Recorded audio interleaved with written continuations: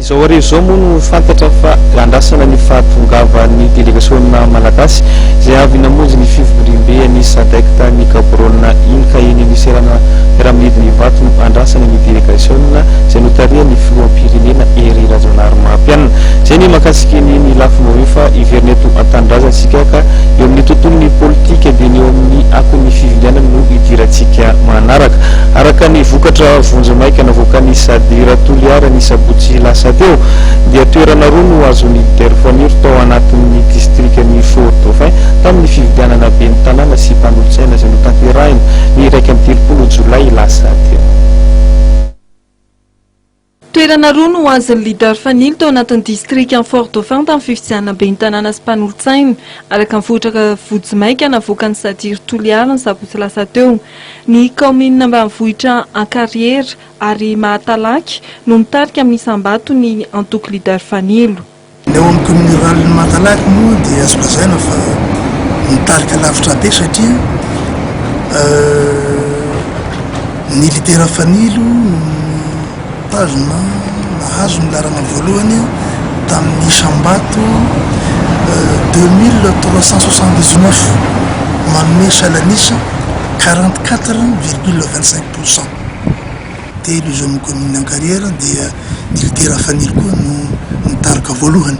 amin'ny salanisa 40% 09 dia ny HVM manaraka anazy eo manana ny salanisa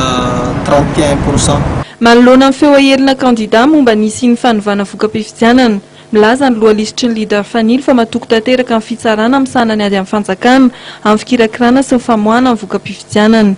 Raha ny commune rurale ny Mahatalaky manokana moa dia ny tenanay leader fanily no mitarika voalohany efa nambarako teo ny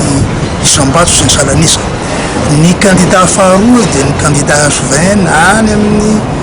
200% any ihany zany ny vato azon'ny zareo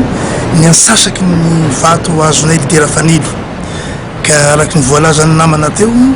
matoky dia matoky ny fisarana miady amin'ny fanjakana na ny tribunal administratif ny tenanay satria ny lalana alehan'ny vokatra dia sahala amizao araky ny voalaza teo avery amin'ny bureau de vote madio dia miakatra aty amin'ny CED commission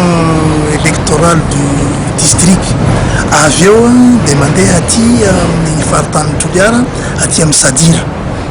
io dia narahanay akaiky io ary nivoka soa matsara sy nisy zavatra miova fa ny tsaho aheliny sasany zany no anaovanay ansoavo amin'ny fitotram-panjakana indrindrandrindra ny tribunal administratif ao amin'ny faritany Toliara misy anay matoky dia matoky tompo zahay satria ireny dia manana ny letraikefa ary manana an'izany hoe anjara toerana eo amin'ny fisarana hisara amin'ny fahaizany sy fahalalany azy izy tompoko matoky zay fa raha ivokatra azona io dia efa matoky zay fa volany be ny tanàna any amin'ny toerana misy anay. Marina va tamin'ireo lisitra 12 natolotry ny leader fanily tamin'ny Fort-Dauphin dia tamin'ireo commune ambanivohitra roa ireo dia Ankariera sy Mahatalaky ny voalohany toerana misy leader fanilo. Raha mivokatra vonjimaika manerana Madagasikara kosa dia mahatratra 70 ny be ny tanàna azon'ny antoko leader fanilo.